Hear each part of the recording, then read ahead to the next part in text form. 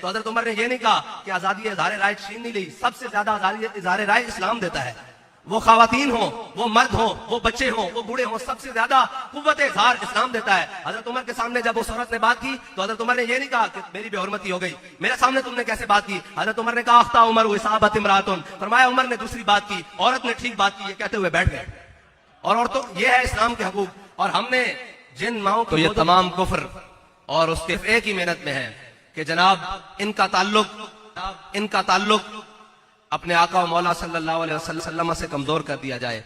वो समझते हैं कि हम दुनियावी तालीम, अभी मुझे बताया भाइयों ने कि हमारी वहां बहनें भी सुन रही हैं, तो वो ये समझते हैं कि जनाब हम ये तालीम देकर और ये जनाब यूनिवर्सिटी में पढ़ाकर या हम जिद्दत के नाम पर, हम तरक्की के नाम पर इस उम्मत को इस उम्मत के दिलों में इनके आका और मौला सल्लल्लाहु अलैहि वसल्लम की मोहब्बत दिलों से निकाल देंगे कि 60,000 के लश्कर में 60 बंदे लेकर जाने वाला कौन है। तो आपकी बरकत से खालिद बिन वलीद को पेश किया जाएगा। और जब ये पूछा जाएगा कि तमाम वो लोग जिन्होंने हमेशा दीन के नाम पर कौम को लूटा, मिल्लत को लूटा और जनाब सियासत के नाम पर कौम के बखिए उधेड़ दिए, लेकिन जब हुजूर सईद आलम सल्लल्लाहु अलैहि वसल्लम की खत्म नबूवत के ऊपर मसला आया तो पूछा जाएगा वो शख्स कौन था जिसने निकलकर तमाम अहले कुफर की आंखों में आंखें डालकर कहा कि सितम करे दरा, हुनर आजमाए, तू तीर आजमा, हम जिगर आजमाए। वो कौन था? तो आपकी बरकत से आपके गुलाम अल्लामा खादिम हुसैन रिजवी को पेश किया जाएगा। मेरे आका और मौला सल्लल्लाहु अलैहि वसल्लम जब बदर की जानिब चले ना, ये मेरा पसंदीदा तरीन वाकया है जो मैं बचपन से सुनता आ रहा हूँ, जिसने मेरे जज्बों को कम से कम जवान रखा। मैं हर महफिल में ये सुनाने की कोशिश करता हूँ इसलिए कि ये मेरा पसंदीदा है। मैं जब से बचपन में था तो बाबा जी हमें, मेरे वालिद साहब हमें ये सुनाया करते थे। हज़रत हुज़ूर सईद आलम या नबी या नबी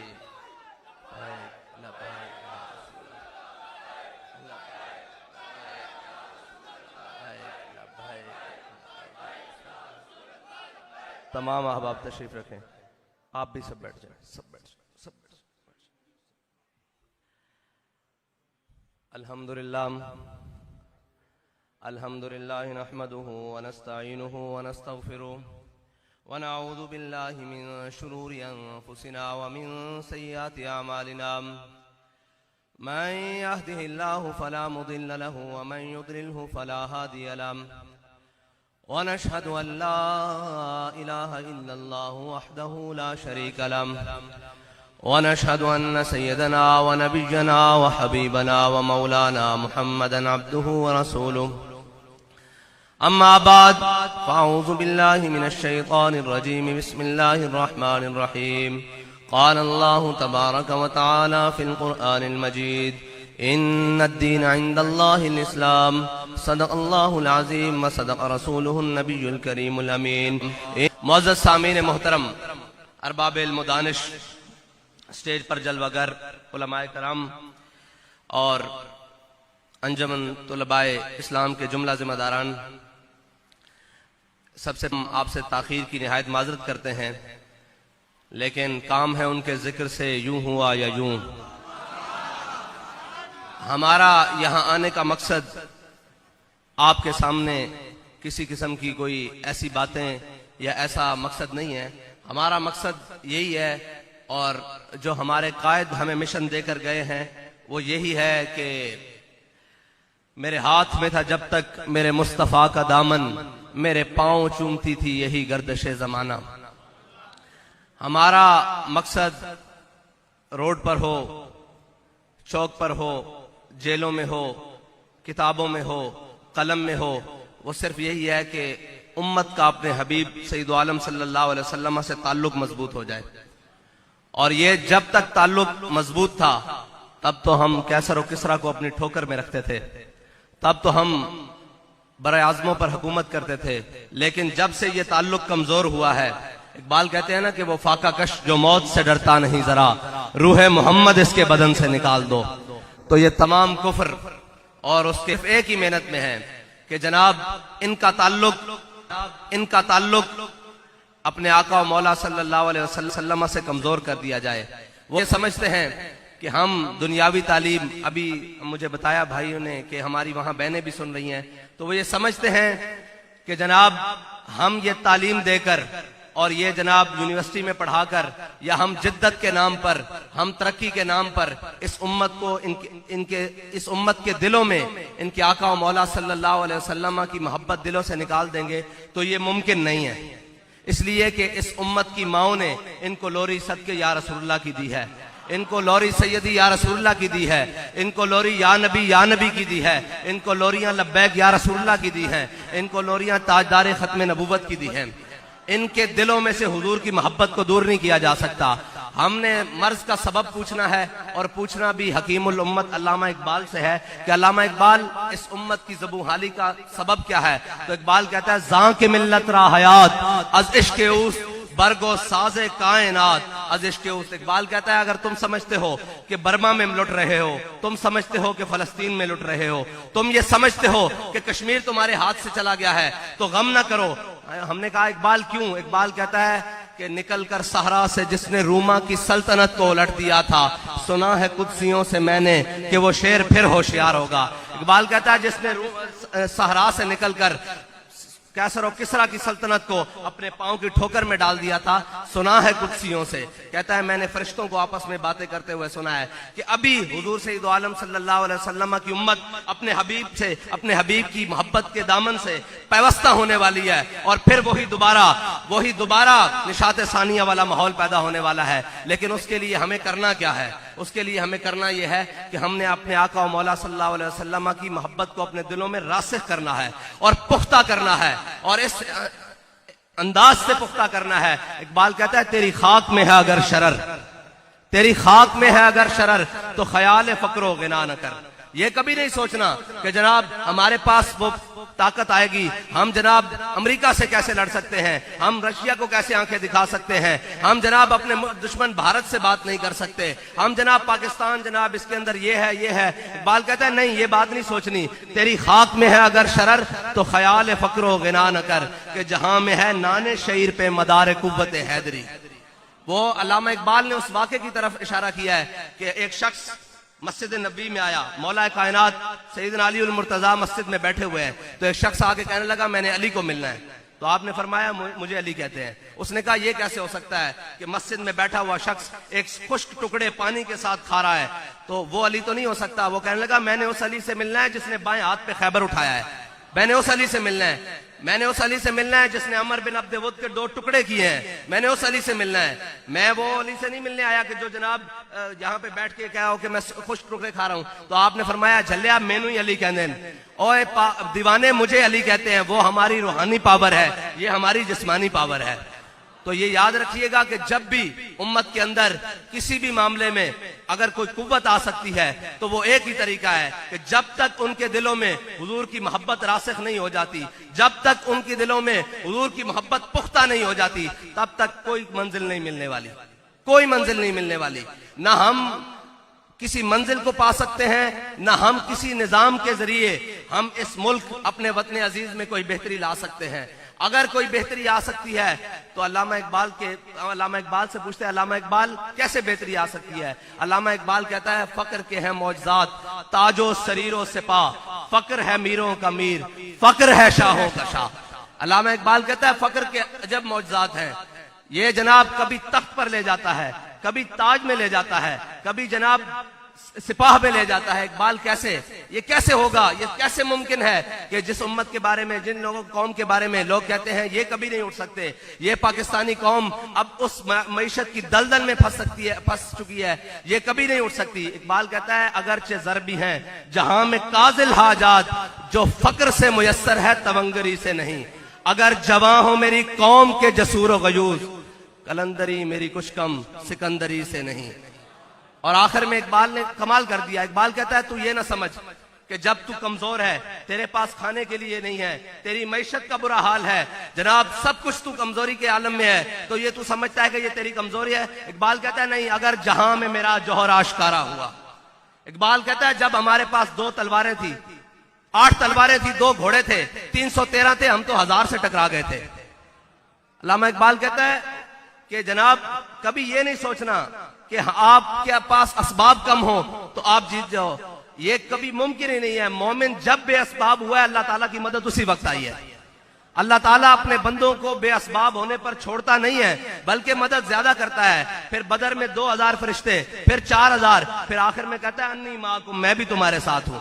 मसला यह है फिजाए बदर पैदा कर, पहले मैदान लगाना पड़ता है, पहले उन सारी चीजों से दामन छुड़ाना पड़ता है जो सारी चीजें हमें अल्लाह और उसके रसूल के दर से दूर लेकर जा रहे हैं। और जब हम उनसे दामन छुड़ाकर उस रास्ते पर आ जाएं जो रास्ता सीधा शाखे तूबा बरबस्तायम, जो सीधा रास्ता मदीना पाक की तरफ जाता है, जो सीधा रास्ता उस निजाम की तरफ जाता है जिस निजाम में उमर को भी पूछा जा सकता है जनाब ये कुर्ता कैसे बना है, वो निजाम की तरफ जिस निजाम में खातून उमर को खड़े होकर कह सकती हैं कि उमर तुम कौन होते हो हमारे हकमार मुकर्रर करने वाले। हमारे हकमार तो अल्लाह ताला ने हमें सोने और चांदी के पहाड़ दिए हैं। वो उमर जो सूरज को ऐसे देखे तो बेनूर हो जाए, लेकिन अल्लाह ताला का निजाम और हुजूर सैयद आलम सल्लल्लाहु अलैहि वसल्लम के दीन में इतनी बरकत है कि खातून वो उस हाकिम के सामने खड़ी होकर बात करती है, 36 लाख मुरब्बा मील का हुक्मरान जिसकी मर्जी के बगैर पता नहीं हिलता, खातून खड़ी होकर कहती है कि उमर कौन है हमारे हक मार मुकर्रर करने वाला। हमें तो अल्लाह और उसके रसूल ने सोने और चांदी के पहाड़ दिए हैं। तो हजरत उमर ने यह नहीं कहा कि आजादी इजहार राय छीन नहीं ली, सबसे ज्यादा इजहार राय इस्लाम देता है। वो खवातीन हो, वो मर्द हो, वो बच्चे हो, वो बूढ़े हो, सबसे ज्यादा कुव्वत इजहार इस्लाम देता है। हजरत उमर के सामने जब उस औरत ने बात की तो हजरत उमर ने ये नहीं कहा कि मेरी बेहुरमती हो गई, मेरे सामने तुमने कैसे बात की। हजरत उमर ने कहा अख्ता उमर इसाबत इमरातुन, फरमाया उमर ने दूसरी बात की, औरत ने ठीक बात की, ये कहते हुए बैठ गए। और औरतों ये है इस्लाम के हकूक। और हमने जिन माओं की गोदों में पले बड़े हैं ना, और इस्लाम के अंदर जिनकी तारीख में यह है कि हजरत इमाम अहमद बिन हंबल अपनी मसनद तदरीस पर बैठे हुए थे तो एक औरत ने पर्दे में से आवाज दी। उसने कहा इमाम साहब मैंने एक आपसे मसला पूछना है। इमाम साहब ने कहा बताएं। उन्होंने कहा इमाम साहब मैं, आपको पता है ना पुराने जमाने में औरतें सूत काटती थी चरखे के ऊपर। ये जो बुजुर्ग बैठे हैं इनको मालूम है कि सूत काटा जाता था, जिसे धागा कह ले, धागा बनाया जाता था। तो वो सूत काटती थी अपनी हलाल रोटी के लिए। तो उन्होंने कहा इमाम साहब मैं मगरिब के बाद छत के ऊपर बैठकर अपने घर के बालाखाना के ऊपर बैठकर सूत काटती हूँ। तो रात का अंधेरा होता है, मैं अपना चिराग जलाकर सूत काट रही होती हूँ। इस दौरान बादशाह वक्त की सवारी गुजरती है, उसके आगे मिशल बरदार होते हैं जिन्होंने घोड़ों पर मिशलें उठाई होती हैं। मैं सूत काट रही होती हूँ, वो जो मिशलें हैं उनकी रोशनी बुलंद होती है, मेरे चिराग की रोशनी के ऊपर हावी आ जाती है। इमाम साहब मुझे ये बताएं कि उस दौरान मैं जो सूत काटती हूं वो मेरे लिए हलाल है या हराम है। ये है मुसलमानों की माएं। उन्होंने कहा आप मुझे ये बताएं इमाम साहब कि उस दौरान जो मैं सूत काटती हूं वो मेरे लिए हलाल है या हराम है। इमाम अहमद बिन हंबल फरमाते हैं कि मैं अपनी मसनद से हिल गया कि ये सवाल कौन पूछने वाली कौन है। तो उन्होंने कहा आप कौन है, आपका नाम क्या है, आप कहां से ताल्लुक रखती हैं। उन्होंने कहा मैं बिशर हाफी की बहन हूं, मैं बिशर हाफी की बहन हूं। इमाम साहब ने जो आगे से जुमला फरमाया ना, वो कहा कि लोगों के लिए हलाल हो सकता है, आपके घर से दीन आ रहा है, आपके लिए हलाल नहीं है। जब तकवे का मयार, नेकी का मयार ऐसा हो ना, तो फिर गोदों में महमूद गजनवी पैदा होते हैं, फिर गोदों में मोहम्मद बिन कासिम आते हैं, फिर सुल्तान सलाहुद्दीन अयूबी आते हैं, फिर राशिद मिनहाज जैसे जांबाज पैदा होते हैं। ऐसे मुमकिन नहीं है कि हम अपने अमाल को भी दुरुस्त ना करें और हम सिर्फ उनको तानाजनी करते रहें जो मसनद के ऊपर बैठे हुए हैं। ऐसे मुमकिन नहीं होगा। हमें पहले खुद उस सूरत में अमल करना पड़ेगा जो हमारे आका और मौला की सुन्नत है। फिर आप देखें कि ये जहान ही नहीं, दोनों जहान। अल्लामा इकबाल कहता है गंज हाय हर दो आलम रा कलीद, तेगे अयूबियो निगाहे बायजीद। इकबाल कहता है इस जमाने की नहीं, इस जहान की नहीं, मैं तुझे दोनों जहानों की कामयाबी का राज बताता हूँ। इकबाल क्या है, कहता है तेगे अयूबी, कहता है तलवार सुल्तान सलाहुद्दीन वाली और निगाह बायजीद बुस्तामी वाली। कहता है जब ये तुझे हासिल हो जाएगी ना तो फिर ये सारा जमाना तेरे आगे होगा। और अल्लामा इकबाल, क्योंकि असल में लोग पढ़े लिखे माहौल में हम आकर बात करते हैं तो हम अल्लामा इकबाल की जुबानी इसलिए बात करते हैं कि उससे पढ़ा लिखा, जिसको ये इल्म कहते हैं, उससे पढ़ा लिखा इस सब कॉन्टिनेंट में बड़ा आलिम पैदा नहीं हुआ। जिसको हकीम उल उम्मत कहते हैं, अल्लामा डॉक्टर मोहम्मद इकबाल कहते हैं। तो हम उसकी जुबान में बात करते हैं ताकि आपके लिए भी आसानी हो और हमारे लिए भी आसानी हो। हम मौलवियों की बात ही नहीं करते इसलिए कि लोग जिच खाते हैं मौलवियों से। मैंने कहा हमने अगर इकबाल ही मुकम्मल बयान कर दिया तो इकबाल मौलवियों से कम 1000 मील आ गया है। इकबाल मौलवियों से 1000 मील आगे है। इकबाल कहता है मर्द खुदा का अमल इश्क से साहिब फरोग। इकबाल कहता है अल्लाह का जो भी बंदा आया है ना, उसने एक राह पकड़ी है, वो राह जो तमाम यार की तरफ जाती है, जो तमाम राह मदीना पाक की तरफ जाती है, जो अल्लाह और उसके रसूल के दीन की तरफ जाती हैं। इकबाल कहता है मर्द खुदा का अमल इश्क से साहिब फरोग। इश्क है असले हयात, मौत है इस पर हराम। अगर इश्क असले हयात ना हो तो बाबा जी तो नारा लगा के दुनिया से चले गए हैं। आज भी कहा जा रहा है मन सब्बा नबीजन ताजदार खत्म नबूवत लब्बैक या रसूलल्लाह। गली गली कूचा कूचा नगर नगर में लग रही है। इकबाल कहता है इश्क है असले हयात, मौत है इस पर हराम, और तुंदो सुबुक शेर है गर्चे जमाने की रो। इकबाल कहता है जब लिबरलिज्म छा जाए, जब सुर्खे निकल आए बाहर, और जब ये कहा जा रहा हो कि जी इस्लाम अमन का दर्श देता है, इस्लाम में किसी को कुछ नहीं कहा जाता, तो एक शख्स बाहर निकलता है व्हील चेयर पर बैठकर, तुंदो सुबुक शेर है गर्चे जमाने की रो। इश्क खुद एक सैल है और सैल को लेता है थाम। इकबाल कहता है इश्क खुद एक सैलाब है जज्बों का, आरजुओं का, तमन्नाओं का, हसरतों का। इकबाल कहता है इश्क खुद एक सैल है और सैल को लेता है थाम। इश्क दमे जिब्रील, इश्क दिले मुस्तफा, इश्क खुदा का रसूल, इश्क खुदा का कलाम। इश्क की तकवीम में असरे रवां के सिवा और भी जमाने हैं जिनका नहीं कोई नाम। इश्क अमीर जुनूद, इश्क जो है ना ये लश्करों का अमीर है। वो लश्कर जो हर बातिल से टकरा जाते हैं, वो लश्कर जो हर जालिम के खिलाफ खड़े हो जाते हैं। इश्क अमीर जुनूद, इश्क फकीह हरम, इश्क है इब्न सबील, इसके हजारों मकाम। और हुजूर सईद आलम सल्लल्लाहु अलैहि वसल्लम के गुलामों ने जो हुजूर से मोहब्बत की मिसाल कायम की है ना, वो कयामत तक के लिए मुसल्लमा है। और हजरत बिलाल हबशी ने हुजूर सईद आलम सल्लल्लाहु अलैहि वसल्लम की शान में एक नात कही है। उस नात का एक मिसरा है, एक शेर है कि अरा बरा कन्नक करा कराई करी मन्नत दरा। ये हबशी जबान है, ये हबशा की जबान है, जिसको हजरत बिलाल हबशी की मादरी जबान कहा जाता है। तो इसका तर्जमा हजरत हसन ने किया है कि इजल मकारिमो फी आफाकिना इज़ा ज़ुकिरत वफीना बिका युदरबुल मसलू। या रसूलल्लाह कयामत तक जब बड़ी बड़ी बातें होंगी ना, जब बड़े बड़े कामों की बातें होंगी कि इस पूरी दुनिया में सच्चा कौन है, तो आपकी बरकत से सिद्दीक़ अकबर को पेश किया जाएगा।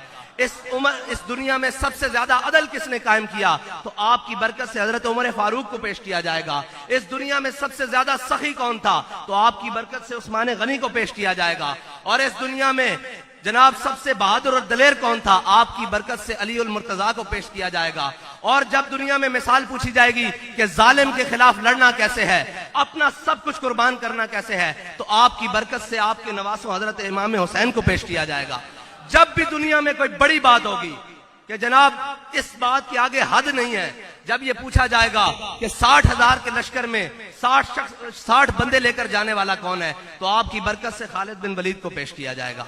और जब ये पूछा जाएगा कि तमाम वो लोग जिन्होंने हमेशा दीन के नाम पर कौम को लूटा, मिल्लत को लूटा, और जनाब सियासत के नाम पर कौम के बखिए उधेड़ दिए, लेकिन जब हुजूर सईद आलम सल्लल्लाहु अलैहि वसल्लम की खत्म नबूवत के ऊपर मसला आया, तो पूछा जाएगा वो शख्स कौन था जिसने निकलकर तमाम अहले कुफर की आंखों में आंखें डालकर कहा कि सितम करे दरा, हुनर आजमाए, तू तीर आजमा, हम जिगर आजमाए। वो कौन था, तो आपकी बरकत से आपके गुलाम अल्लामा खादिम हुसैन रिजवी को पेश किया जाएगा।